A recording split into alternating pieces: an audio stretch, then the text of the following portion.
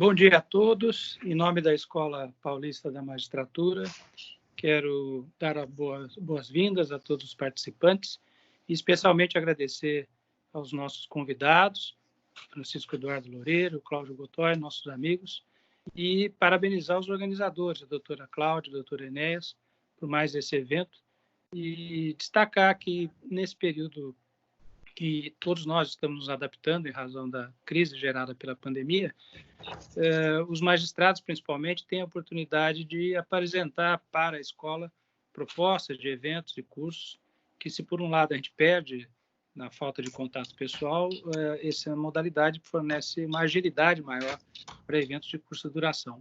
Hoje nós teremos alguns temas que são relevantes, principalmente no momento atual, e que mostram a necessidade da participação do judiciário na tentativa de amenizar os problemas gerados por essa crise.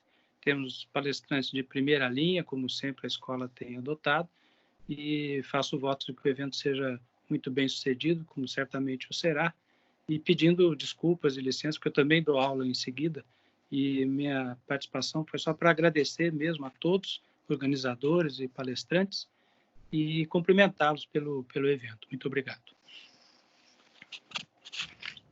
Bom dia a todos. Em primeiro lugar, eu quero agradecer ao desembargador Luiz Francisco Aguilar Cortes, diretor da Escola Paulista da Magistratura, pela confiança depositada e pelo acolhimento a esse projeto que visa a discussão de temas tão relevantes no atual cenário ditado pela pandemia. Agradeço igualmente ao meu colega Dr. Enéas Costa Garcia, com quem compartilho a autoria e a execução do projeto, bem como a equipe técnica e administrativa da EPM, que tanto se mobilizou para a viabilização efetiva desse curso.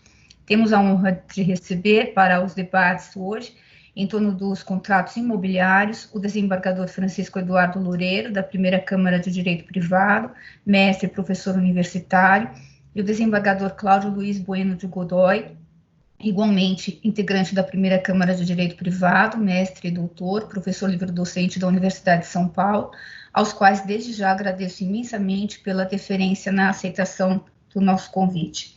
Confiro desde já a palavra ao desembargador Francisco Loureiro, que nos reportará a esse tema tão relevante.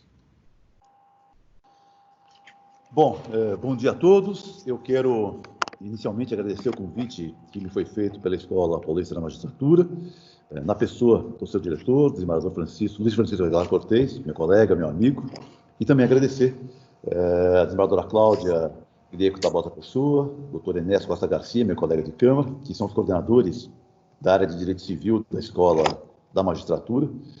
Nesse tempo de pandemia, tudo é feito à distância, e que tem conseguido levar de forma admiravelmente eficiente todos os trabalhos da escola. E também cumprimentar e agradecer o meu colega de Câmara, meu amigo, o desembargador Cláudio Luiz Bueno de Godoy. Bom, o tema, e já desde logo vamos entrar no que interessa, o nosso tema de hoje é o contrato de compra e venda de imóveis no tempo de pandemia, durante a crise sanitária. E eu começo dizendo o seguinte, que eu formulei algumas questões prévias, 7 questões, para que nós possamos debatê-las durante a exposição.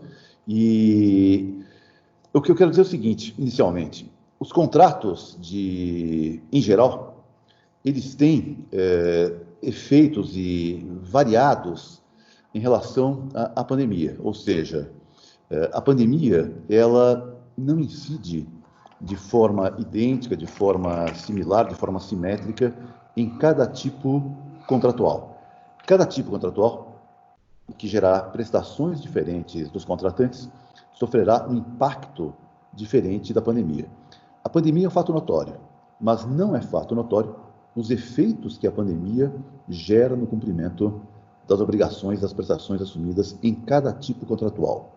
Mesmo dentro de cada tipo contratual, ou seja, compra e venda, alocação, a prestação de serviços, os contratos bancários, que serão tratados nas próximas aulas, mesmo dentro de cada um dos tipos contratuais, os efeitos, os impactos da pandemia poderão ser radicalmente diferentes.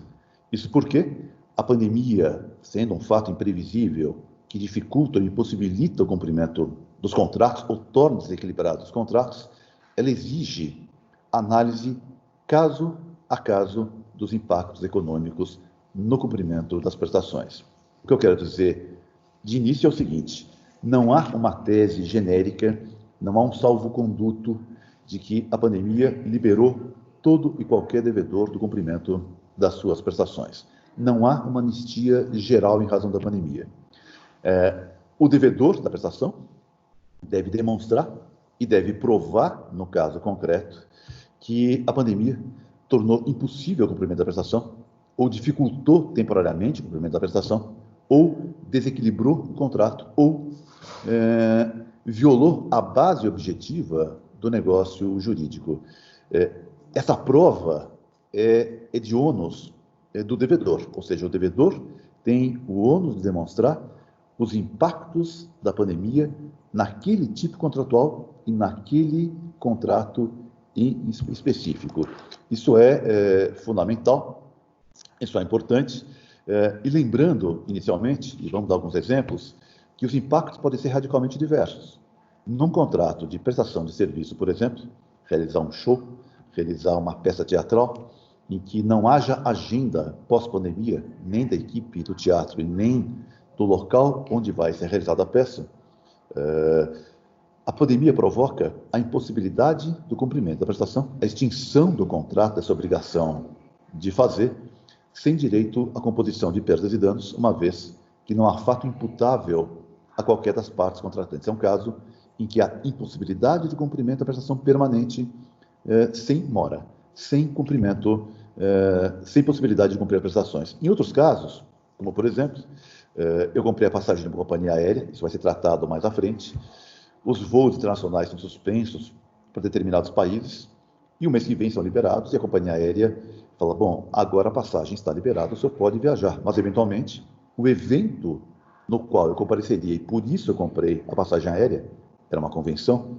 era uma assembleia de acionistas, era um show que eu queria participar, um evento que eu queria ver, já foi, ou não vai ser realizado.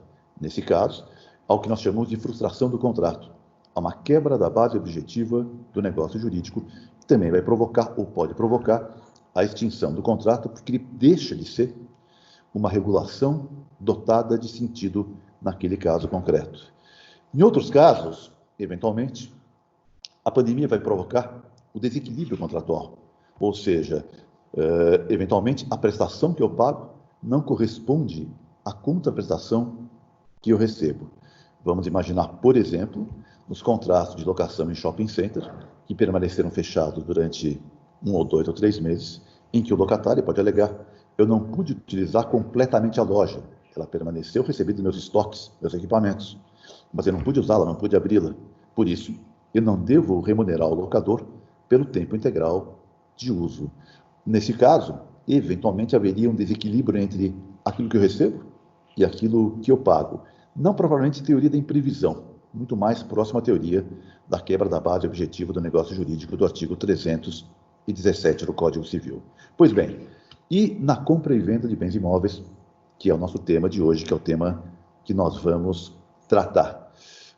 Bom, na compra e venda de bens imóveis, nós sabemos que o vendedor tem uma prestação de entregar a coisa certa, de dar a coisa certa, que é o imóvel, e o comprador tem a obrigação de, além de consentir no contrato definitivo, na escritura definitiva, se for um compromisso de compra e venda, ele tem a obrigação de pagar o preço, que é a obrigação de dar coisa incerta, uma obrigação pecuniária. E a pergunta é, como a pandemia afeta ou pode afetar essas duas prestações? Nós sabemos que, em especial, os contratos que darão mais problema para nós no judiciário não serão propriamente as escrituras de compra e venda, o contrato definitivo de compra e venda, mas sim o contrato preliminar de compromisso de compra e venda. E nós sabemos que o contrato preliminar de compromisso de compra e venda não tem um único regime jurídico.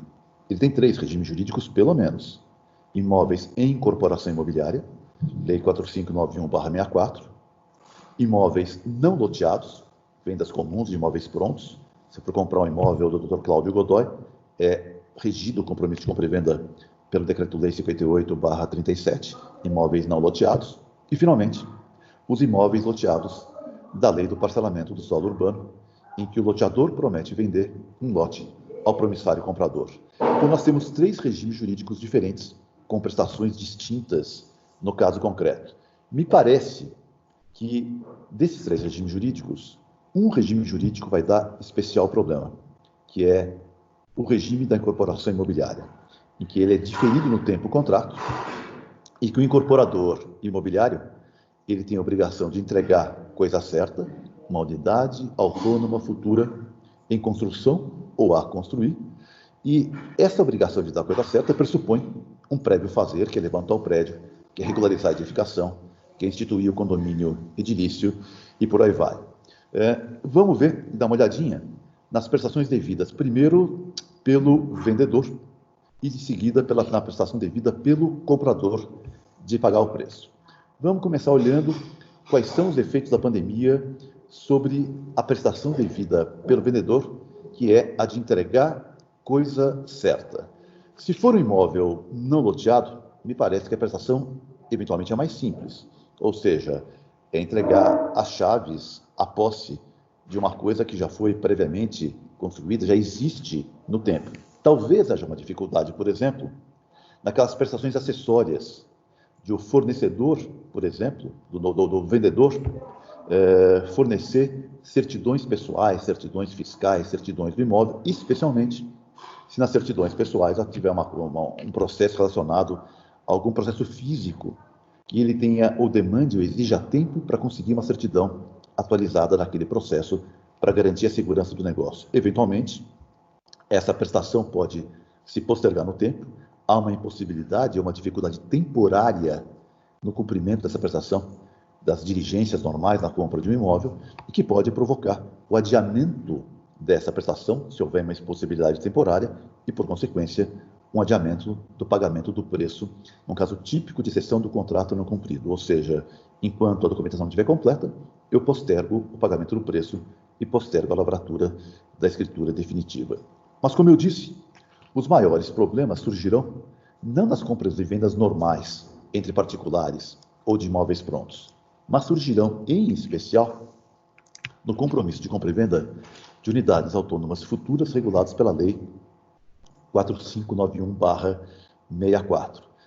E a primeira questão que vai aparecer, e parece, nas prestações devidas pela vendedora, pela incorporadora, será: e se a obra atrasar em razão da pandemia? Eu observo inicialmente que a pandemia não provoca automaticamente a justificativa do atraso da entrega da unidade autônoma, de modo nenhum. A incorporadora deve comprovar que, naquele caso concreto, houve uma circunstância que impediu o andamento normal da obra. Por exemplo, que na cidade em que ela atua, ou que o prédio está sendo edificado, por exemplo, Goiânia, houve um período em que a atividade de construção civil permaneceu paralisada. Foi considerada atividade não essencial e permaneceu paralisada. Em São Paulo, isso não aconteceu.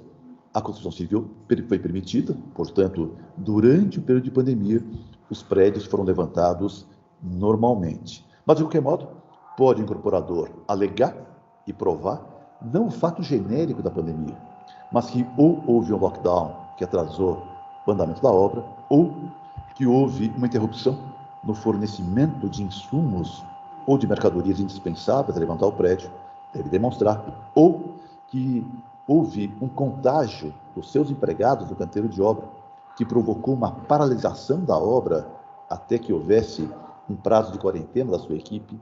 Demonstrado esse fato, eventualmente, a prestação da entrega da coisa, o atraso dessa prestação, estará justificado. E a resposta é, e aí vem a primeira questão, aquele prazo de tolerância que os tribunais, inclusive no IRDR, julgado no Estado de São Paulo, entendeu que o prazo de tolerância, desde que previsto por cláusula expressa e clara no contrato de compromisso de compra e venda, normalmente um prazo adicional de até 6 meses, é lícito, não viola direito do consumidor, entendimento já pacificado também no Superior Tribunal de Justiça.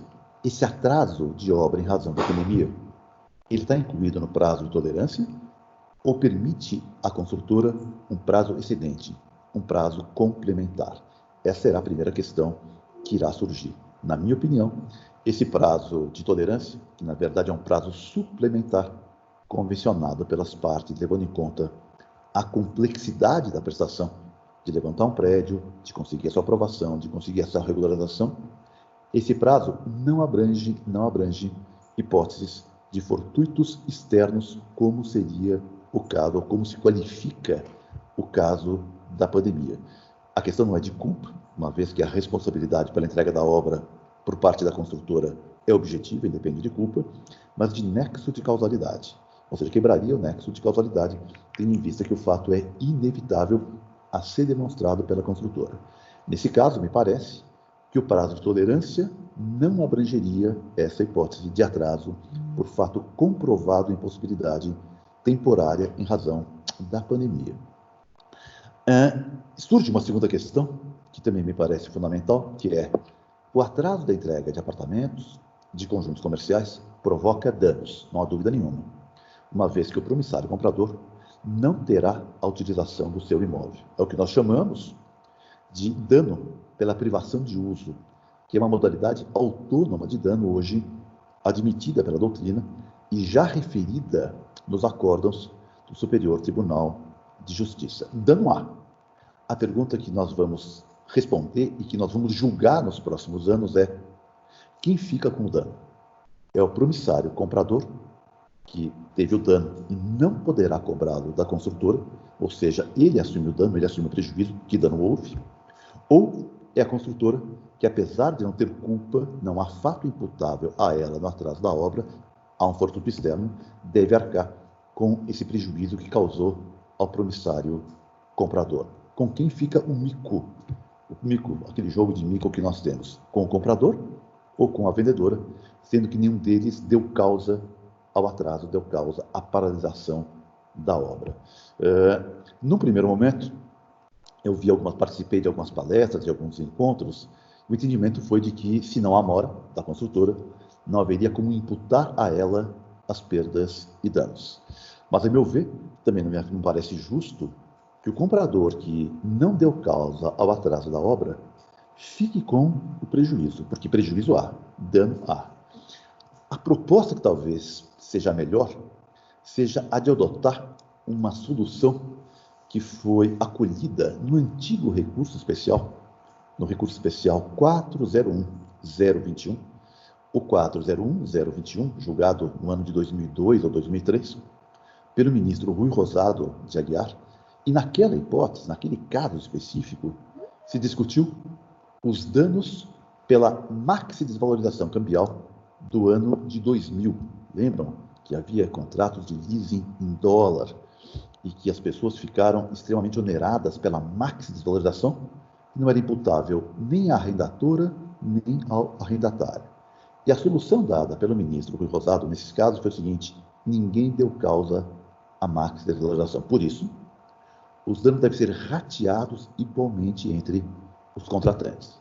Nesse caso, talvez a proposta que se faça, que talvez seja melhor, a mais justa, seria a de que há prejuízo.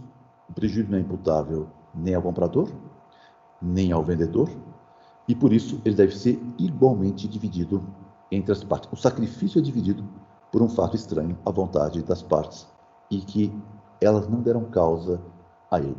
É uma sugestão, claro que é uma matéria extremamente polêmica, mas isso é que nós julgaremos nos próximos 2 ou nos próximos 3 anos.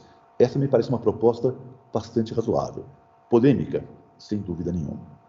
O outro aspecto que me parece importante nesse negócio de incorporação imobiliária é um aspecto que foi recentemente abordado, recentemente enfrentado numa lei, que é a lei que tratou da pandemia, que é a Lei 14.010 de 2020, e no artigo 3º da Lei 14.010 de 2020, foi dito que os prazos prescricionais e os prazos decadenciais se encontram suspensos até o mês de outubro de 2020. Esse artigo foi um dos poucos não vetados pela Presidência da República, está em pleno vigor, e a grande pergunta que se faz em razão desse artigo é se alguns prazos relativos, decadenciais, relativos à incorporação imobiliária, especialmente, correm ou não correm até o mês de outubro? Quais prazos, hein? Eu destacaria 2. O prazo da incorporadora de desistir do empreendimento do artigo 34 da Lei 4591. Nós sabemos que a incorporadora pode colocar no memorial de incorporação e no contrato de compromisso de compra e venda, ela pode colocar uma cláusula que tem o direito potestativo de desistir da incorporação no prazo máximo de 6 meses. Esse prazo é tido como um prazo corretamente decadencial. Outro prazo decadencial é aquele prazo do Código de Defesa do Consumidor, que está hoje positivado na lei dos extratos também, em que o consumidor, nós temos o artigo 49 do CDC, ele pode desistir do contrato feito no estande de venda, segundo a lei dos extratos, no prazo decadencial de 7 dias. Esses 2 prazos decadenciais estariam suspensos por força do artigo 3º da lei especial que foi ditada agora em junho de 2020, ou não? A meu ver, eles não estão suspensos. Na minha opinião pessoal, quando a lei fala que os prazos prescricionais e os prazos decadenciais se encontram suspensos, é o exercício de direitos potestativos e de pretensões judiciais, ou seja, o exercício do direito potestativo de ajuizar uma ação anulatória, prazo decadencial de 2 ou de 4 anos, de uma ação quanti minores, que é um prazo decadencial de 1 ano.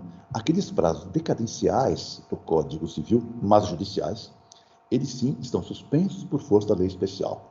Não, no entanto, os prazos decadenciais extrajudiciais. Por isso, tanto o prazo de desistência da incorporação quanto o prazo de desistência da compra e venda por parte do consumidor, eles correm normalmente durante o período de pandemia. É claro que a incorporadora pode alegar, bom, mas a minha incorporação ficou inviável em razão da pandemia e eu peço uma prorrogação judicial desse prazo, peço ao juiz um provimento jurisdicional para que esse prazo de 6 meses seja prorrogado para que eu verifique a viabilidade do meu empreendimento no período pós-pandemia. Ela pode fazer isso, mas depende de um pedido ao juiz. A suspensão do prazo para desistência da incorporação não será automática, não se decorrerá da própria lei, na minha opinião.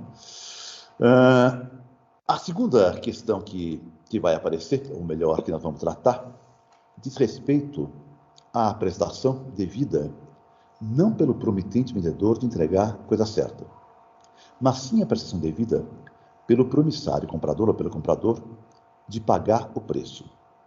Essa prestação do comprador ou do promissário comprador de pagar o respectivo preço é uma prestação pecuniária, de dar coisa incerta. E vocês sabem que é um dispositivo no Código Civil, artigo 243 do Código Civil, que diz que o gênero nunca se perde, ou seja, como o dinheiro é coisa fungível, eu não posso alegar impossibilidade do cumprimento de entregar o dinheiro, porque o gênero nunca se perde, o dinheiro não é carimbado na compra e venda. Eu vi alguns autores já defendendo em artigos de internet que, como o gênero nunca se perde, o promissário comprador não poderia alegar a impossibilidade de cumprir o contrato em razão do artigo 243 do Código Civil. Me parece que não é bem assim. Me parece que, nesse caso específico, embora normalmente não se aceite fatos pessoais que dizem respeito à atividade da pessoa ou da empresa como fortuito externo, normalmente fatos pessoais não são aceitos como fortuitos e nem como causa de revisão do contrato. Especificamente no caso da pandemia, não se trata de desemprego, não se trata de insolvência, de falência em razão de uma crise econômica comum.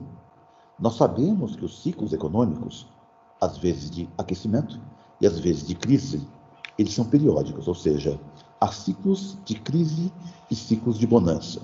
E por isso, quem contrata de forma diferida no tempo, sabe que esse risco existe, não é um fato inevitável. Mas no caso concreto, a pandemia que pode ter colocado, ou que pode ter provocado a paralisação de setores inteiros da economia, a pandemia, ela pode provocar uma crise econômica que é imprevisível, eventualmente inevitável a ser demonstrada naquele caso concreto. Imaginemos, por exemplo, alguém que tem uma rede de restaurantes e que tenha comprado um apartamento a prazo e que demonstre cabalmente que, em razão da paralisação da atividade da rede de restaurante, que ele veio a falir, ou que ele teve um prejuízo imenso e que se encontra totalmente impossibilitado de fazer o pagamento das parcelas do preço à incorporadora. É claro que, mais uma vez, eu alerto que essa prova cabe cabalmente ao promissário comprador. Não basta alegar, ele tem que provar, juntando, demonstrando, que ele não tem reservas econômicas para fazer frente àquele compromisso e que antes da pandemia ele era plenamente solvente e poderia honrar o contrato. Nessa hipótese, a meu ver, é possível, embora se trate de um fato pessoal, o desemprego, a falência, a insolvência, é possível que a insolvência decorra de um evento imprevisível e inevitável, que é a pandemia e seus efeitos no contrato, no negócio, na atividade econômica dele. É possível, na minha opinião, que ele alegue a impossibilidade do cumprimento da prestação com base no artigo 393 do Código Civil. Nessa hipótese, ele estando impossibilitado de pagar o preço, quais serão os efeitos disso no contrato? Vejam que ele não terá direito a ter o apartamento sem pagar o preço. Óbvio que não. Mas, eventualmente, o que poderá ocorrer é que o contrato será extinto por impossibilidade do promissário comprador de pagar o preço, mas sem os efeitos, sem as consequências da mora. Quais seriam as consequências? O pagamento de perdas e danos, de cláusula penal e por aí vai. Então, o que nós vamos discutir nos próximos 2 anos, também nesse tipo de contrato, é que a impossibilidade do promissário comprador provoca a extinção do contrato. Isso me parece tranquilo, me parece razoável. Eu lembro que não é caso de a pessoa desistir do contrato. Ela não paga não porque não quer, ela não paga porque não pode. E deve demonstrar que não pode, deve demonstrar a impossibilidade de cumprimento da prestação. Nessa hipótese, o contrato é extinto por impossibilidade de cumprimento da prestação. O que se discute é, ele vai perder parte das parcelas que ele pagou ou não? Lembra que essas cláusulas, que nós chamamos de cláusulas de perdimento ou cláusula de decaimento, de retenção de parte do preço, são, na verdade, cláusulas penais, em que, na verdade, eu prefixo os danos sofridos pelo vendedor. Nessa hipótese, nesse caso concreto, se não há os efeitos da mora afastados pelo caso fortuito, ou força maior, ou fortuito externo do artigo 393, me parece que não haveria, em tese, perdimento das parcelas pagas. Mais uma vez, nós voltamos àquele ponto inicial. Quando um contrato é desfeito, é extinto, por impossibilidade jurídica do promissário comprador, sem dúvida nenhuma, danos existem, prejuízos se causam. Quem deve arcar com esse prejuízo? É o promissário comprador que não deu causa, ou é o promitente vendedor, a incorporadora, que muito menos deu causa a essa extinção? Mais uma vez, a minha proposta é usar aquele precedente do ministro Rui Rosado, dizendo, nesse caso específico, o contrato não pôde ser cumprido e foi extinto por impossibilidade superveniente não imputável a qualquer das partes. É razoável que o prejuízo seja rateado entre ambos os contratantes. Ou seja, cada um arca com uma parte dos danos decorrentes da extinção do contrato. É claro que nós podemos dar uma Loureiro, mas e a lei do distrato, que passou a vigorar em janeiro de 2019? É aplicável aqui? Sim. Será aplicável aos contratos celebrados na vigência da lei dos distratos pós-2019, mas, mais uma vez, aquelas cláusulas de perdimento de até 50% do que foi pago previstas na lei do distrato devem ser reduzidas pelo juiz de tal modo que o dano decorrente da extinção do contrato seja repartido igualmente entre as partes contratantes. Essa é a proposta que eu faço. Sei que é polêmica, mas me parece a proposta mais razoável, mais equânime para o caso concreto. Que mais? Finalmente, podem perguntar, Loureiro, nesse caso específico, você vê a pandemia como um fator de desequilíbrio contratual que possa provocar uma ação não de extinção do contrato, que eu discuto perdas e danos, mas de revisão do contrato para que eu possa reduzir o preço, com base na teoria da imprevisão, do artigo 478, ou com base na teoria da base da quebra objetiva do negócio jurídico, do artigo 317, ou com base no artigo 6º, 5º do CDC, a prestação se tornou excessivamente onerosa ao consumidor. A meu ver, a pandemia, no contrato de compra e venda, ela não afeta o equilíbrio do contrato. E não afeta o equilíbrio do contrato porque o preço do imóvel permanece o mesmo. Não houve uma queda do preço dos imóveis no mercado imobiliário, até este momento. Pode haver daqui para frente. Até esse momento, os preços permanecem estáveis. Por isso, a prestação que eu pago tem uma correspondência, um equilíbrio que não foi destruído pelo fato superveniente da contraprestação que eu recebo. O apartamento valia R$1 milhão e o preço continua a ser de R$1 milhão. Logo, a pandemia não desequilibrou essa relação de troca.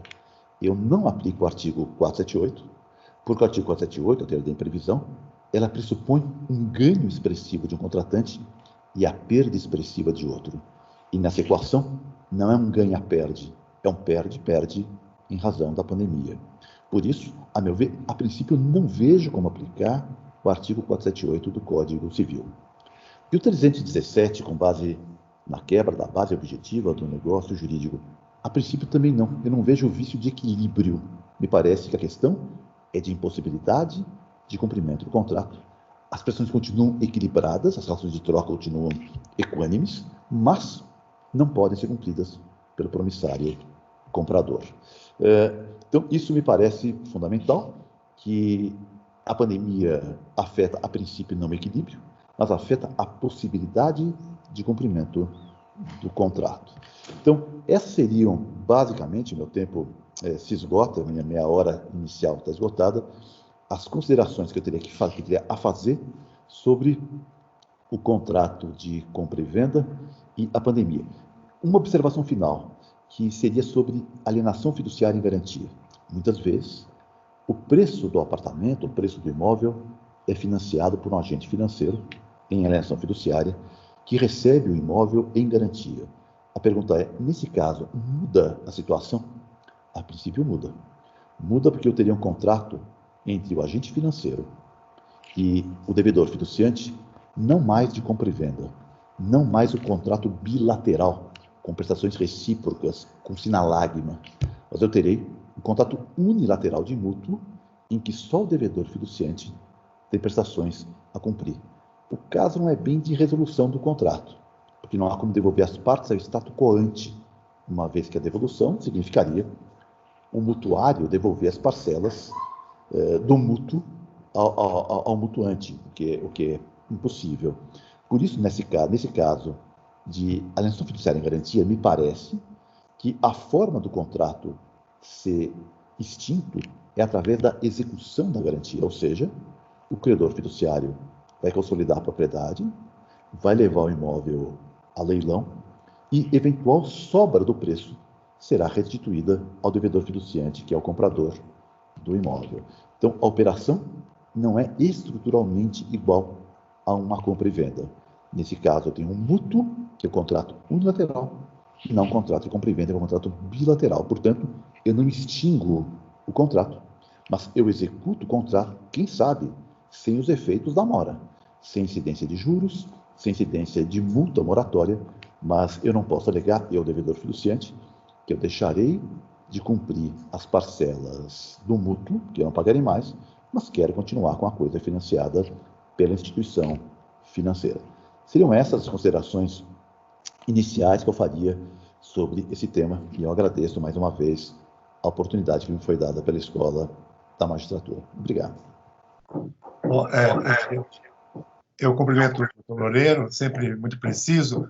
Nós vamos passar a palavra ao doutor Cláudio agora, e só lembrar aos que nos assistem que é possível fazer perguntas, e ao final, então, nós analisaríamos essas perguntas que forem digitadas aí no site onde estão assistindo o evento. Então, agora nós vamos continuar com o nosso tema, com o doutor Cláudio, que vai comentar esses assuntos, e inclusive se manifestar também de uma forma mais ampla aí, a respeito das questões de imóveis e condomínio. Então, com a palavra, doutor Cláudio Bueno. Bom, muito bom dia a todos. Eu queria, em primeiro lugar, agradecer e cumprimentar a organização do evento por essa sua realização no momento, digamos, tão excepcional e que se reflete, de fato, nessas questões todas imobiliárias. Eu quero cumprimentar os meus colegas, mas acima de tudo, e antes de colegas meus amigos, doutora Cláudia, doutor Enéas, doutor Loureiro, e dizer que, conversando entre nós, a nós pareceu que também conviesse fazer algumas observações sobre os reflexos da pandemia em pontos que acabam sendo polêmicos da vida condominial, portanto, do condomínio e particularmente do condomínio edilício. De fato, aqui haverá um reclamo profundamente candente da atuação da jurisprudência. Por quê?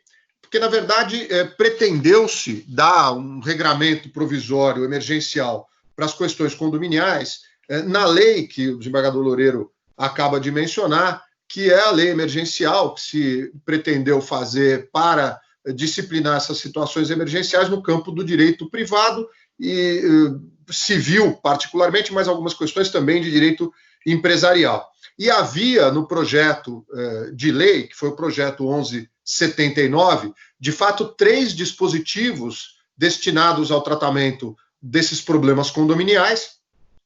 Um deles, com 2 incisos e 1 parágrafo, mas que acabou sendo vetado, que foi o artigo 11.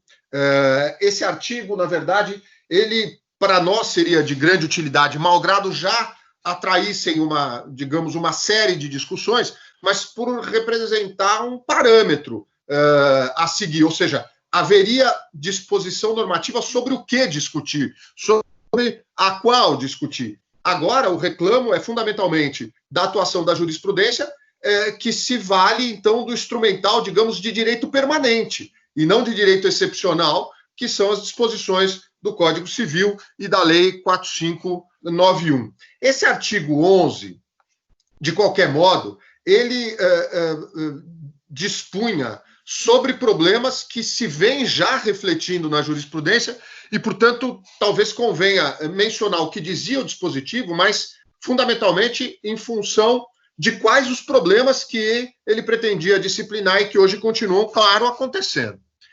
Em primeiro lugar, claro que de maneira resumida, mas ele fundamentalmente acrescentava alguns poderes excepcionais aos poderes que o artigo 1348 já outorgam ao síndico como enquanto administrador do condomínio e dos interesses da massa condominial. No seu inciso 1º, esse artigo 1º, ele permitia, autorizava o síndico a restringir a utilização de áreas comuns, sempre a bem do interesse sanitário, não é, da vida condominial, e também ressalvava que, apesar de o síndico poder restringir essa utilização das áreas comuns, ele devia cuidar pelo respeito ao acesso às propriedades exclusivas, às unidades autônomas dos condôminos.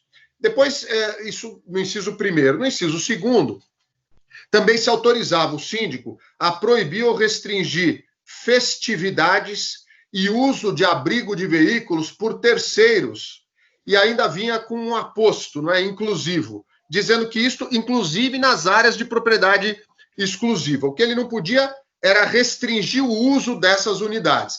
Era uma disposição redigida de maneira não muito clara, porque, ao mesmo tempo, proibia festividades, restrições, ou autorizava o síndico a proibir festividades e restrições, inclusive nas áreas de propriedade exclusiva, mas, ao mesmo tempo, dizia o dispositivo que o síndico não podia restringir o uso dessas unidades, né? Então, já criava um certo problema interpretativo, mas suscitava esse problema, que é um problema atual, sobre o qual precisamos nos deter. E, finalmente, no parágrafo único, o dispositivo vetado, ele ressalvava que essas restrições elas deveriam ceder diante da necessidade de atendimento médico no âmbito do condomínio. Em segundo lugar, em virtude da existência de obras de natureza essencial que precisassem ser feitas. Conversávamos há pouco com o doutor Enéas sobre a obra que é feita na unidade acima da dele, onde ele se encontra. E, finalmente, esse parágrafo único do artigo 11 projetado, ele ressalvava as restrições que deveriam ceder diante da introdução de benfeitorias necessárias na unidade. Esse dispositivo ele foi vetado, nós vamos ver já por quê, mas como enfrentar os problemas que sobram, mas talvez convenha começar pelo que não foi vetado. Havia dois outros artigos que foram mantidos, são os artigos 12 e 13 da Lei 14.010, e que tratam fundamentalmente da questão da Assembleia ou das Assembleias Condominiais.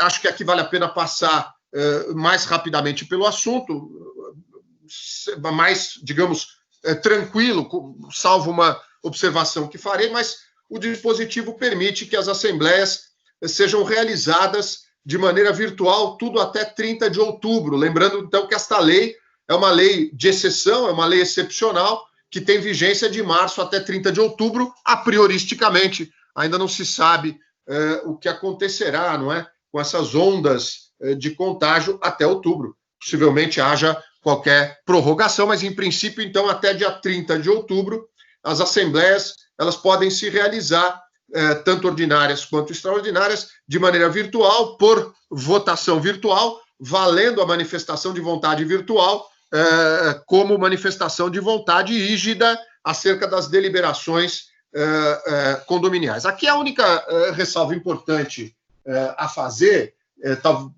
talvez gere alguma discussão, é a do parágrafo único do artigo 12, que estabelece que, não sendo possível a realização da Assembleia Condominial, tal como prevista de maneira virtual no caput, que então os mandatos dos síndicos que eventualmente se vencerem nesse período, esses mandatos ficam prorrogados até 30 de outubro. E aqui, evidentemente, digamos, a distorção que pode haver é a ausência da convocação da Assembleia por conta do argumento da dificuldade causada pela pandemia, para que, então, artificialmente se prorrogue o mandato do síndico. Vamos lembrar que, em alguns casos, o síndico tem isenção do pagamento das verbas condominiais, ou tem um desconto, uma bonificação. Então, não se pode afastar a hipótese, que se espera seja excepcional, mas de que esse dispositivo que permite a prorrogação do mandato, no caso de impossibilidade de se realizar a Assembleia Virtual, seja mal utilizado.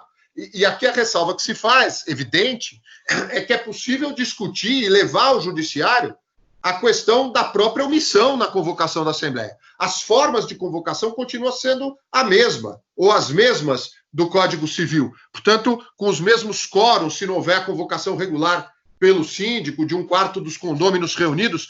Então, na verdade, não só se o síndico não convocar, os condôminos podem convocar na forma do Código Civil pela via virtual, ou podem discutir a prorrogação do mandato, discutindo por que a Assembleia não foi convocada. Em outras palavras, se havia justificativa mesmo, que é essa dificuldade que o Código, ou que a lei excepcional estabelece, e que justificaria a prorrogação do mandato do síndico.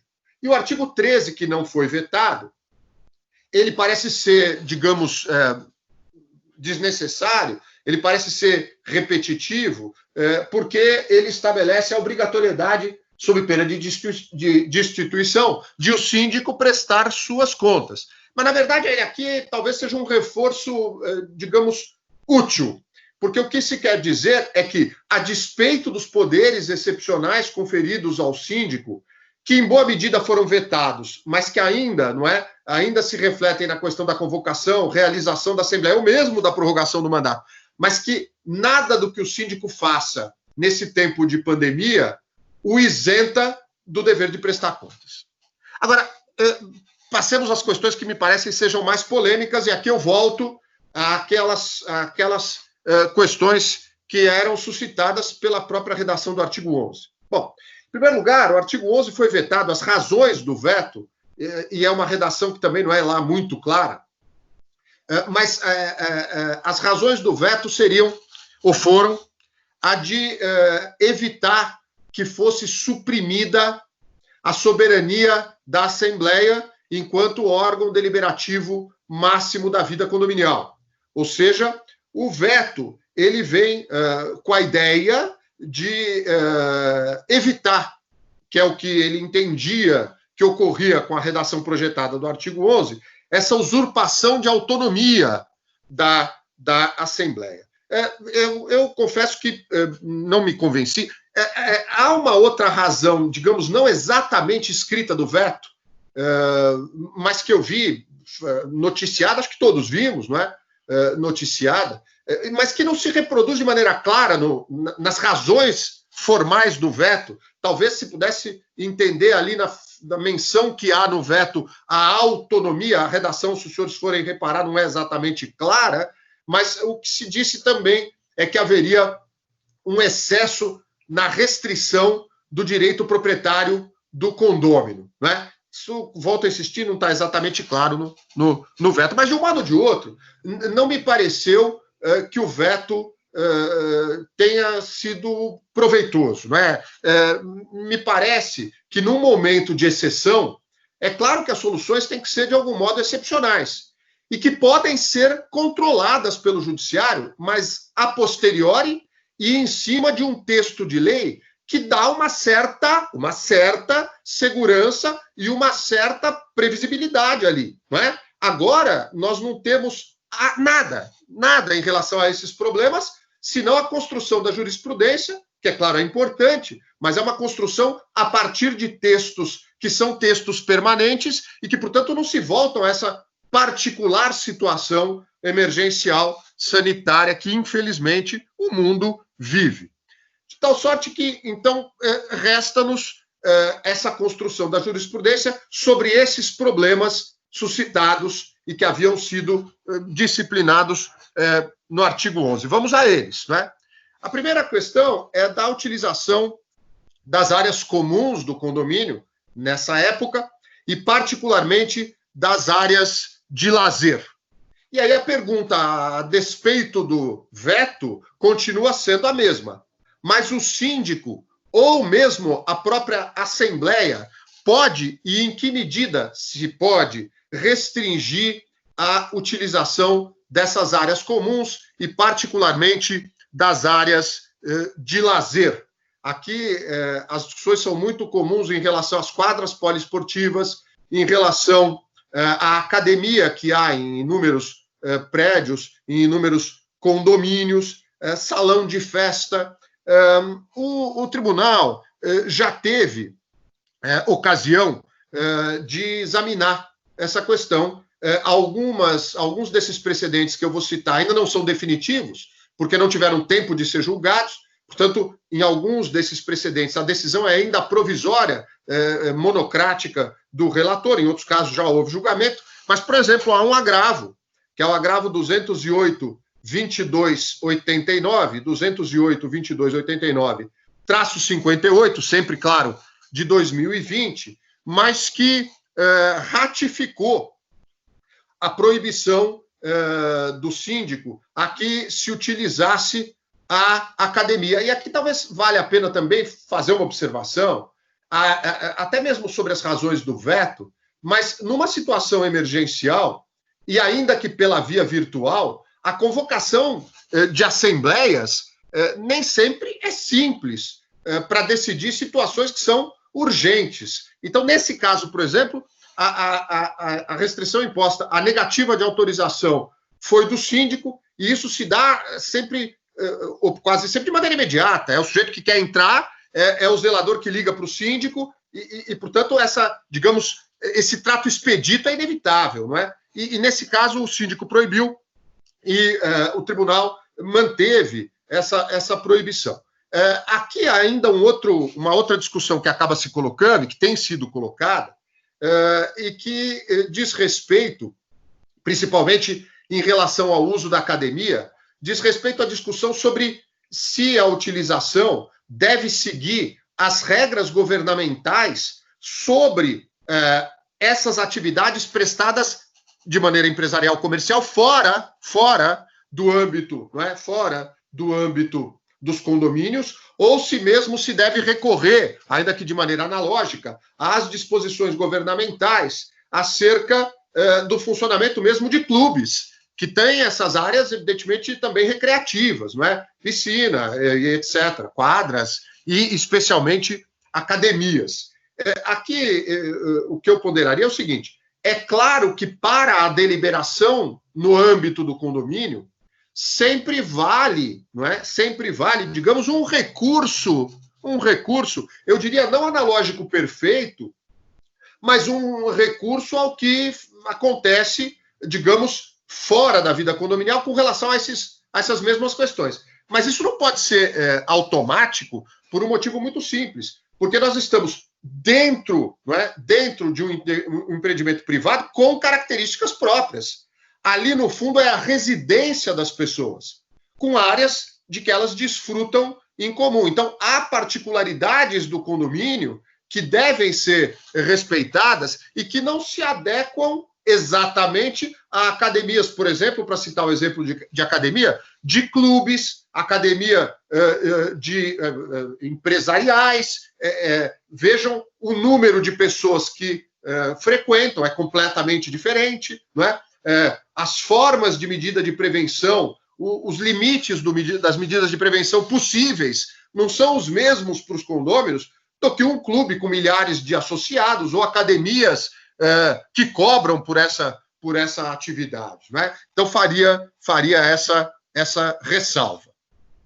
Em segundo lugar, e aí eu, de maneira mais, digamos, difícil, a questão do uso agora das áreas de propriedade exclusiva. O projeto permitia que o síndico pudesse impedir reuniões, festividades e até mesmo o uso da vaga de garagem por terceiros, do abrigo de estacionamento, né, para estacionamento. Agora, esse dispositivo está vetado, mas os problemas continuam. Esses mesmos problemas continuam. Bom, com relação ao uso da garagem, me parece que a situação, em princípio, seja mais simples em relação à utilização, claro, por terceiros, que o projeto permitia que o síndico pudesse vedar. Mas mesmo em relação a esse uso da garagem, também os problemas não são mais criativos, não é, do que a nossa imaginação. Porque, por exemplo, eu tenho filhos maiores de idade, não moram comigo. No momento de isolamento social e que vem se flexibilizando em alguma medida, a pergunta é: mas e se, por qualquer motivo, eles tiverem que vir para cá, e eventualmente até para passar a quarentena aqui, eles são terceiros em relação ao uso da minha vaga de garagem? Então, qual é o limite dessa vedação, que agora nem mais expressa em lei pelo veto, mas, volto a insistir, é um problema recorrente? Qual é o limite exato para essa vedação, embora eu não afaste a possibilidade da vedação? Começo por aí. O limite, me parece, deve ser um limite de razoabilidade. Qual é o sentido teleológico dessa vedação? É evitar o excessivo trânsito de pessoas no condomínio que não sejam os moradores do condomínio. Então, é evidente que não me parece possível tomar essa vedação de maneira asséptica, porque aí sim parece haver um excesso na restrição. E é claro que em outras situações a justificativa ainda será maior, como de exigência médica, emergencial, mas a isso eu volto logo em seguida, porque antes me parece importante mencionar a outra restrição que era disposta no projeto e que essa tem sido foco também de bastante controvérsia. É a questão das reuniões, das festividades, não é? Vejam, reuniões, festas no salão de festa são áreas comuns. Eu acho que há aqui uma ideia a priorística de que seja possível ou ao síndico ou à assembleia, nessa situação emergencial, ou vedar ou estabelecer restrições ou de distanciamento ou de número de pessoas. Isso eu acho possível, de novo, diante de um juízo de ponderação, de razoabilidade, mas me parece mais simples aqui admitir a ideia de que se possa, inclusive, vedar a utilização. Agora, e na área de propriedade exclusiva? Eu moro num condomínio, e aqui o condomínio tem várias torres, então é um condomínio com vários apartamentos, não é? É um condomínio com muita gente. E outro dia eu fiquei sabendo, me disse o zelador, que vizinhos, nem o próprio condomínio, eu aqui do meu apartamento não ouvia, mas numa das torres, que é muito próxima do muro e, portanto, muito próxima do prédio vizinho, havia lá um condômino, um festeiro, não é? Pelo que eu posso supor, e o cara faz festa como se não tivesse acontecendo nada. Não tivesse acontecendo nada. Outro dia, a vida como ela é, mas a minha enteada desceu aqui à garagem para pegar alguma coisa no carro e o condomínio fica na garagem. E a academia estava fechada, mas tinha lá um condômino que um sujeito assim, já de meia idade, a gente supõe um sujeito experiente, quer dizer, informado, e que, já vestido a caráter para a academia, dizia a minha enteada que esse negócio de vírus, isso é para boi dormir, que isso não tem vírus coisa nenhuma, que na casa dele está todo mundo levando vida normal. Então, há essas questões, todos sabemos que há essas questões, não é? É possível que o síndico ou a Assembleia proíba a festividade na unidade autônoma, que a pessoa receba pessoas na sua casa, e aí entra o que se discutiu muito quando o projeto era ainda só um projeto, sobre o limite à restrição da propriedade, do uso da propriedade privada. Mas aqui é um problema que vem desde o Código Civil, ainda que no Código Civil isso seja tratado à luz do direito de vizinhança, mas que se aplica aqui sem tirar nem pôr, na minha opinião, mesmo com o veto. A gente trata no Código Civil, desde o Código Civil anterior, dos direitos de vizinhança e daquilo que antes se chamava, não é, de uso abusivo, etc. Hoje a gente chama de uso anormal, o Código chama, né, de uso anormal da propriedade. Hoje fazer uma festa com muita gente no apartamento é um uso anormal da propriedade, no momento de anormalidade. Então é possível, sim, que haja essa vedação. Volto a insistir, não é que o sujeito está recebendo, no momento de alguma flexibilização, os seus filhos, por conta ali, digamos, de uma ocasião especial. Eu não estou nem tratando de necessidades emergenciais, vou tratar disso, porque daí é óbvio. Mas aqui, mesmo que seja, digamos, um aniversário, mas não, o sujeito faz uma festa. É sempre a ideia do trânsito excessivo de pessoas. Então, me parece que ao síndico se deva dar, sim, a possibilidade de ele fazer essa avaliação. Ou ele, ou se, como se queria no veto à Assembleia, acho sempre mais complicado, não é? Mas pelo menos o síndico, com recurso para a Assembleia e ao Judiciário, que seja possível, sim, fazer esse controle. E, finalmente, o terceiro ponto, não é? Que não só o projeto mencionava, mas o desembargador Enéas também mencionava, e que tem sido foco de muitos problemas, são as obras. As obras, as reformas, não é? O projeto, ele dizia lá que era possível ao síndico proibir obras, mas não aquelas que fossem estruturais ou que se tratasse de benfeitorias necessárias. Eu confesso que já tinha uma crítica ao projeto, e tive ocasião de dizer isso quando ainda era um anteprojeto, não é? Ainda era um anteprojeto. Esse anteprojeto, na verdade, foi apresentado ao senador Anastasia por um grupo que foi um grupo formado a pedido do ministro Toffoli para as universidades, para a Universidade de São Paulo e algumas outras universidades, e houve muita discussão, não é? E me parecia que talvez melhor fosse falar em obras urgentes, ao invés de qualificá-las como benfeitorias necessárias. Claro, benfeitoria, se é necessária, há uma pressuposição de que é preciso mesmo para a conservação que ela seja feita, mas essa obra não é sempre, digamos, não tem sempre a mesma emergência. Talvez fosse melhor do que falar, a obra estrutural, está ameaçando cair o prédio. Não é bem assim. Eu vou dar um exemplo de novo com o que acontece aqui. No meu quarto, há uma coluna que deve ter alguma umidade. Está há meses lá, não está acontecendo nada porque aquilo está circunscrito. Quer dizer, faz sentido agora eu começar a quebrar a parede com gente indo e vindo, usando as áreas comuns, porque não dá para vir voando para o meu apartamento, impondo aos outros um ônus que pode aguardar. eu não tenho nenhum problema sanitário ainda, não tem mofo, não tem nada. Quer dizer, há uma mancha de umidade, é uma obra necessária, mas ela não é uma obra emergencial. Então, eu usaria aqui uma outra adjetivação. Obras que são urgentes, essas, evidentemente, é preciso que sejam feitas. E a esse respeito de obras e reformas, a jurisprudência tem até sido mais pródiga. Eu não quero avançar o tempo, mas talvez até fazer apenas algumas ressalvas. E aqui vejam como uma lei, às vezes, emergencial, ela é importante para, pelo menos, dar balizas. Porque a jurisprudência, ela não é, digamos, uníssona. Ao contrário, ela é plurívoca, quer dizer, tem acórdão para tudo aqui.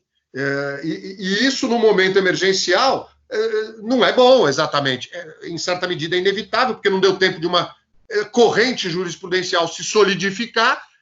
Então, a lei, às vezes, nesse ponto, ajuda, porque se discute, volta a insistir em cima de alguma coisa que o legislador já dispôs. Mas, de qualquer modo, por exemplo, há um agravo de instrumento, 207-0655, traço 65, aliás, não é único, há um outro, 208-7959, traço 77, de 2020, que vedaram as obras. É claro que a jurisprudência, quer dizer, a decisão judicial, ela trata do caso concreto. E, portanto, as decisões foram proferidas em função daquelas obras que eram apresentadas à discussão. Então, é também importante tomar cuidado com a utilização dos precedentes, porque, lendo o precedente, tem-se a ideia de uma vedação a priorística. Não, neste momento de pandemia, estão vedadas as obras, mas o que ali se queria dizer é que aquelas obras estavam vedadas. Mas, de fato, às vezes, a leitura e a própria redação dá a ideia de que é possível vedar e de que há uma vedação a priorística. Portanto, vão aí esses dois acórdãos já com essas ressalvas. Há um outro acórdão, um agravo, também, todos os agravos de 2020, é o 208-2969, 208-2969-43. Ali não era nem exatamente um condomínio, mas uma associação de moradores que, num loteamento fechado, também discutia a questão da realização de obras. E ali foi exatamente o contrário. O que o acórdão, aqui é também um acórdão, acabou dizendo, é que, primeiro, o judiciário não pode interferir nessas deliberações que são, digamos, interna corporis, não é? Ou seja, se ali era uma associação de moradores, ali havia uma deliberação colegiada, e se a deliberação colegiada foi majoritária no sentido de autorizar as obras, o judiciário não podia intervir. Eu tenho uma certa, digamos, não reserva, mas só ressalva. Eu diria que, realmente, em princípio, a deliberação colegiada prevalece, mas há uma situação excepcional de emergência sanitária.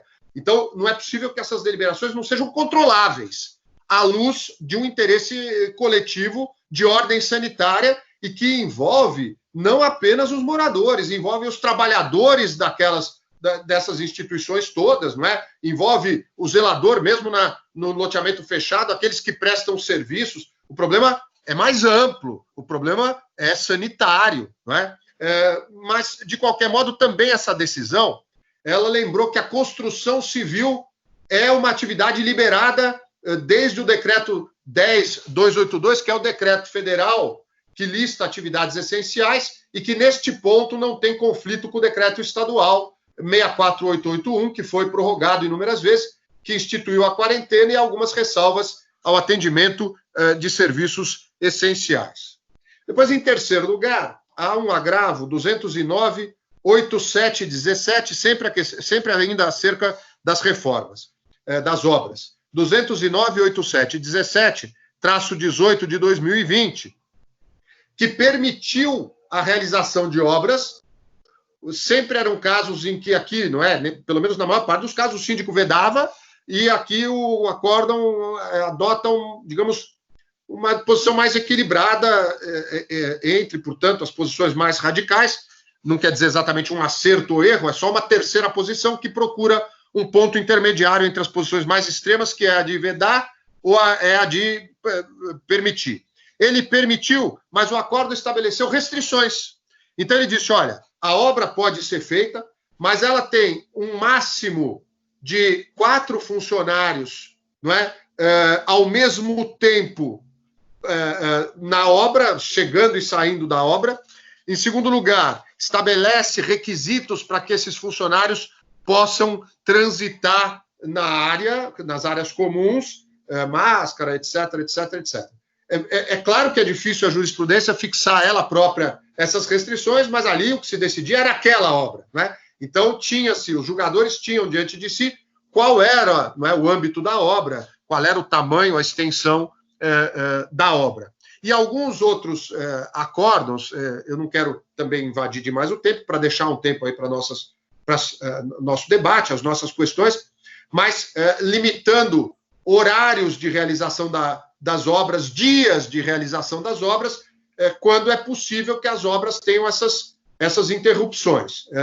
Isso também me parece bastante razoável. Aliás, essa já é uma discussão fora do tempo da pandemia sobre o que é possível a convenção condominial estabelecer como restrição. E muitas convenções já estabelecem restrições sobre quando pode ser feita a mudança, quando pode ser feita a obra, dependendo do tipo de obra, ressalvadas as obras emergenciais. Já não é, portanto, uma discussão da pandemia, mas que na pandemia deve ser encarada diante da excepcionalidade que se atravessa. E 2 últimas rápidas questões a examinar. Uma delas me parece relevante e entra muito nessas vedações, no que é possível proibir, no que é possível não proibir, mas um acórdão do tribunal, número 200, agravo 207, 7840, 207, 7840-57, validou a restrição à locação por temporada no sistema de Airbnb neste período da pandemia, que é a ideia de vedar locações para utilização por pouco tempo. É a ideia, não é? É a ideia de evitar esse trânsito no condomínio. Claro que também aqui não me parece que seja possível uma resposta a priorística, porque a locação pode ser para temporada, mas por uma temporada que ultrapasse até o tempo da lei emergencial, e, portanto, não haveria esse sentido teleológico de evitar trânsito multiplicado das pessoas. Então, também aqui não me parece possível uma resposta priorística, mas é um problema a alocação por temporada. É a alocação por fim de semana, a alocação por uma semana. Isso me parece mais razoável, seja possível vedar neste momento. E a última questão, a da inadimplência condominial, das verbas condominiais. Isso se discutiu na questão da locação. Eu sei que fará parte desse ciclo de debates a questão própria da locação, que, portanto, eu não vou examinar, só fiz referência porque vinha tratada no projeto e também foi vetada e não está no projeto. Mas com relação à questão da inadimplência do condomínio, eu aqui só faço uma ressalva. Eu primeiro concordo com o desembargador Loureiro no sentido de que é um casus, não é? Para usar a terminologia do direito romano, para não ficar nessa discussão sobre a diferença entre caso fortuito e força maior, mas que deve ser provado em concreto, né? Que deve ser provado em concreto, mas que em relação à despesa condominial traz uma dificuldade adicional.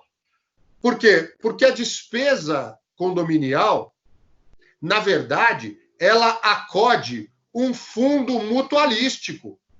Ou seja, são os próprios condôminos se cotizando para pagar as suas próprias despesas. As despesas de conservação do condomínio, as despesas de pagamento dos funcionários. Então, se não houver alternativas outras, como utilização de fundo de reserva, isso me parece razoável, né? Isso me parece razoável. Uma utilização excepcional do fundo de reserva nessas situações. Mas se não houver outra alternativa, não me parece que seja possível impor a isenção do pagamento, impor a moratória, sem que, volto a insistir, isto seja deliberado.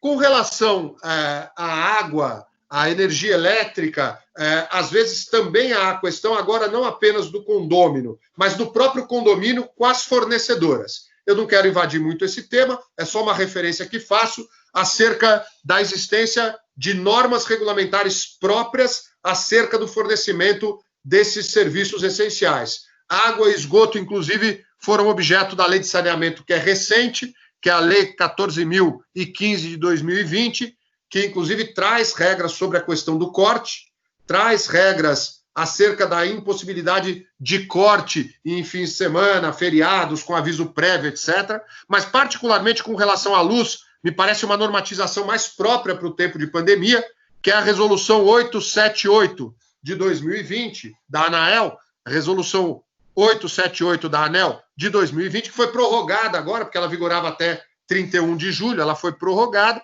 e que proíbe, veda o corte em estabelecimentos essenciais, hospitais, etc., etc., mas veda o corte em unidades de consumo de baixa renda e veda o corte em unidades onde haja questões de saúde a enfrentar. Então, pessoas que dependem ali, por exemplo, de equipamentos que consomem a energia, pensem nos casos de home care, etc., não pode haver corte por inadimplemento. Essas eram as questões, digamos, recolhidas, né, da jurisprudência e do que se projetou, mas eu, evidentemente, fico à disposição para as questões que eventualmente se formulem, e eu termino renovando meus agradecimentos aí pelo convite a participar desse evento. Muito obrigado.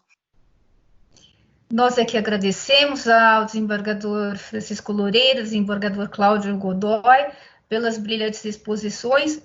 Quero dizer até que nós estamos com mais de 800 webinars. Isso realmente é um sucesso absoluto, graças a vossas excelências. Temos aqui uma primeira pergunta do Dr. Ademir Modesto de Souza, juiz de direito, ao desembargador Loureiro.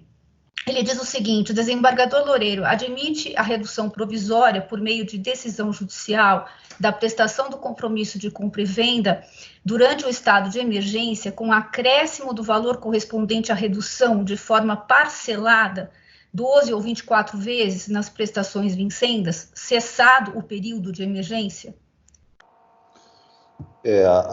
Agradeço a pergunta, e a pergunta diz respeito à alteração não do preço, ou seja, o preço continua igual, mas a alteração do vencimento das parcelas do preço em razão da pandemia. É em tese possível que, olha, eu nesse momento estou impossibilitado, a impossibilidade, no entanto, é temporária, não é permanente, e eu quero evitar a extinção do contrato. Então, eu proponho quase que uma moratória, ou seja, eu pago a integralidade do preço, sem redução, mas diferido, parcelado ao longo do tempo. É possível? É possível se houver prova cabal, se houver prova efetiva da impossibilidade a cargo do comprador. Como desembargador Cláudio Godoy, eu quero ressaltar que, nesse tipo de ação, as ações de massa são quase que incompatíveis com esse tipo de alegação. É muito comum que advogados façam teses jurídicas, recorta e cola, e façam iniciais imensas com teses, mas sem demonstrar efetivamente a impossibilidade temporária ou permanente do cumprimento da prestação naquele caso concreto. Falam sobre a Covid, mas não sobre os efeitos da Covid naquele contrato especificamente tratado.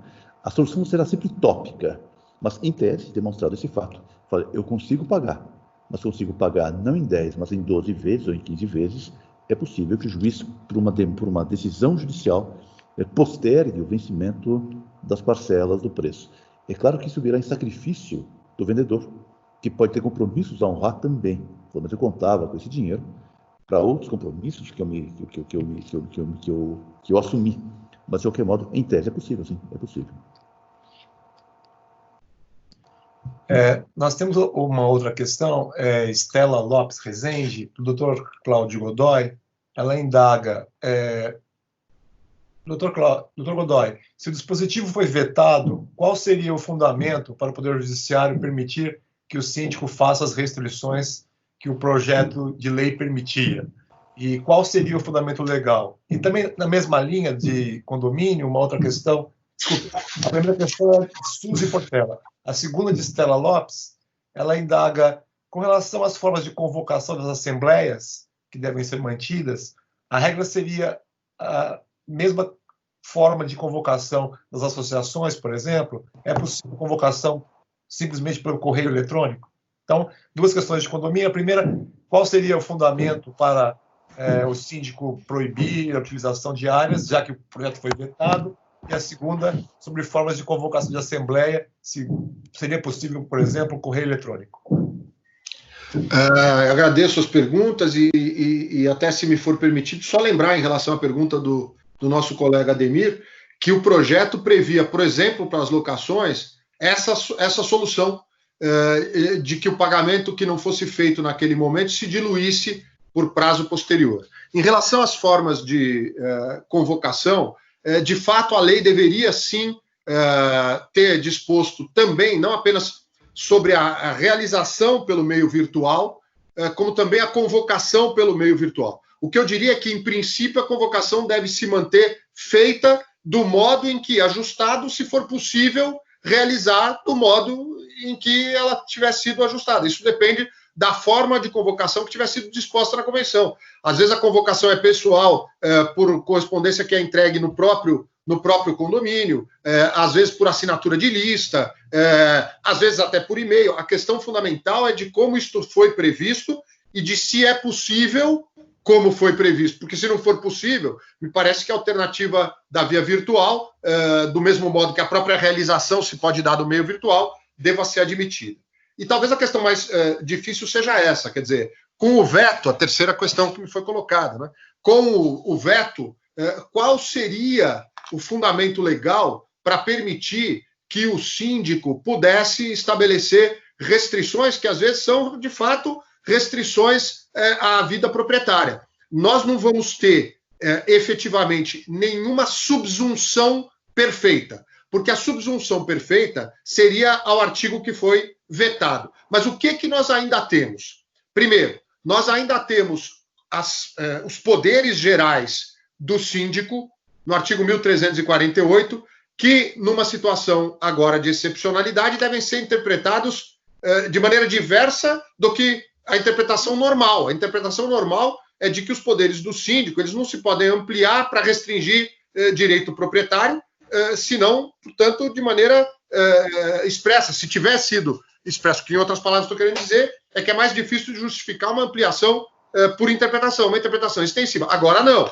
Segundo lugar, além dos poderes do síndico, é preciso interpretar não só de maneira extensiva, mas de maneira teleológica. Interpretar de maneira teleológica é as restrições que autorizam o síndico a agir e as próprias restrições que o Código Civil estabelece, porque são os deveres do artigo 1335, salvo engano, do condômino, também devem ser considerados como uma fonte normativa para a decisão. Então, por exemplo, o condômino ele não pode usar a sua propriedade de modo a causar dano ao prédio e aos demais moradores, pois isso se deve interpretar também à luz agora das exigências sanitárias impostas pelo vírus. A mesma coisa fora da vida condominial, mas no direito de vizinhança. Então, vejam, eu tenho ainda o Código Civil nos poderes do síndico, eu tenho o Código Civil nas restrições que já existem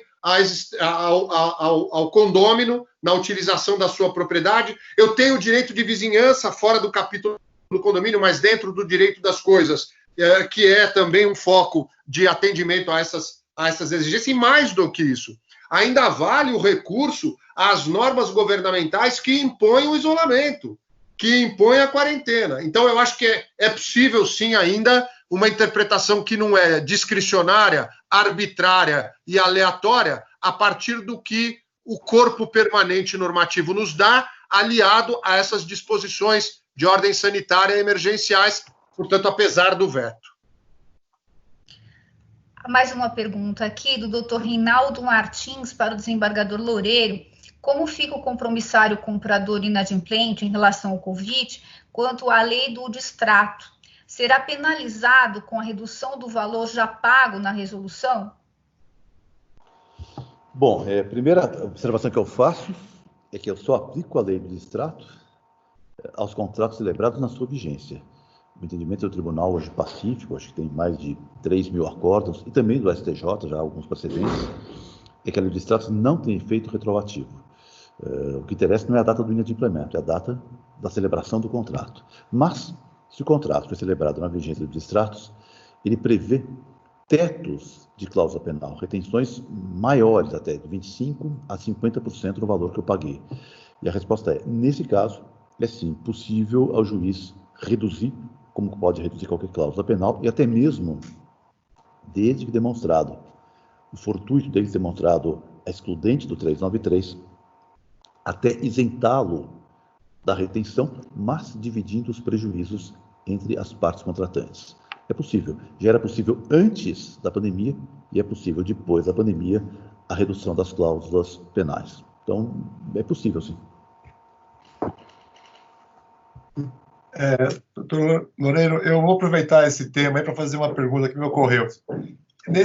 Pressupondo que está demonstrada a impossibilidade, a dificuldade relevante do comprador, naqueles contratos imobiliários como Minha Casa Minha Vida, em que há um contrato conexo de financiamento, aquela taxa de evolução de obra, juros de obra, em que a demora acaba onerando o comprador, que paga mais prestações, pressupondo que haja esse efeito aplicável da pandemia, seria possível aplicar essa ideia de ratear o prejuízo entre comprador e vendedor, e até em relação ao ente financeiro, porque, de certo modo, o retardo da conclusão da obra que interfere na cobrança dessas taxas decorre desse fortuito, vamos dizer assim, desse evento estranho. A ideia é, pressupondo tudo correto, vamos dizer assim, que a construção foi paralisada e tudo mais, seria possível ratear esse prejuízo entre comprador e vendedor, ou até uma outra hipótese, trazer a Caixa Econômica ou o agente financeiro para que ele também rateie o prejuízo? Essa é uma questão que eu... Parece que sim. Me entendo que nessa hipótese, desde que demonstrada a impossibilidade do 393, ou seja, o fortuito, não há propriamente mora. E se não há mora, em tese, será possível que esse prejuízo seja rateado. De igual modo, se a construtora atrasar a obra em razão da pandemia, desde que ela demonstre cabalmente esse fato, com a qualificação do 393, em tese não há mora dela, mas há prejuízo, que é os juros de obra. Meu ver, prejuízo há. Quem fica com prejuízo? É razoável que ele seja rateado. Eu queria lembrar aqui uma segunda alternativa que existe, que é a do credor fiduciário ter extinta a sua garantia. Imaginemos, por exemplo, que a construtora tenha prometido no Minha Casa Minha Vida entregar a obra em 2 anos. Mas que, em razão da pandemia, ela não vá mais entregar essa obra nem em 2 anos, nem em 3. Ela entrou em falência, numa recuperação judicial, e teve inviabilizada a sua atividade econômica. Nessa hipótese, vamos lembrar que, embora haja o credor fiduciário, que é credor de um mútuo, a não entrega da obra provocará a extinção do contrato e, por tabela, a extinção da garantia que lhe é acessória. Então, nessa hipótese, a propriedade fiduciária, a garantia fiduciária será extinta pela extinção do contrato que garante a obrigação principal. É diferente do inadimplemento do promissário comprador no financiamento, que não leva à extinção, obviamente, da garantia, mas leva à execução da garantia. Quem descumpriu? É o vendedor ou é o comprador? Isso provocará efeitos diferentes no que se refere à propriedade fiduciária. Obrigado, doutor. Existe uma outra questão aqui de Jorge Garcia, de Sorocaba, para o doutor Cláudio Godoy. Ele questiona: os poderes excepcionais conferidos ao síndico durante a pandemia também poderiam ser estendidos à administração de associação de moradores em loteamento fechado? Seriam aqueles loteamentos, né? Eu agradeço a pergunta e me parece que sim. Eu acho que até dos acórdãos que eu indiquei, que eu citei, era uma decisão acerca de problemas de obras numa associação de moradores, em que há uma administração, portanto, fundamental, porque realmente o problema aí é um problema de gestão de uma vida coletiva que pode acontecer no condomínio mas que acontece também nesses loteamentos fechados. E se o desembargador Enéas me permitir, eu acho que é um tema que suscitaria uma outra conversa à parte, mas eu quero fazer apenas a lembrança desse tema, que neste momento de pandemia é especialmente importante e que corresponde a um instituto que ainda não é muito explorado no direito brasileiro, mas que já é normatizado em normas europeias, que é o dever de renegociação.